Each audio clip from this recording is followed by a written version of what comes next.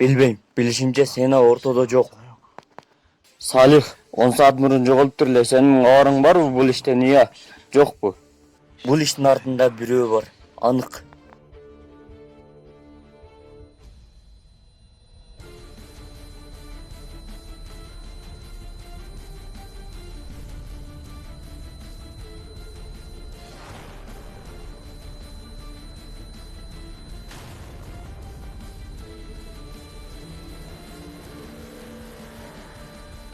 Büttü. Çıkar meni bu yerden. Meni çıkar. Ne? Çıkar. Bol. İş büttü. Aga çıkar meni. Ne de olasın sen? Çıkpaysın. Menin ayağım yok oldu. İzleşim gerek. Bol çıkar kıla.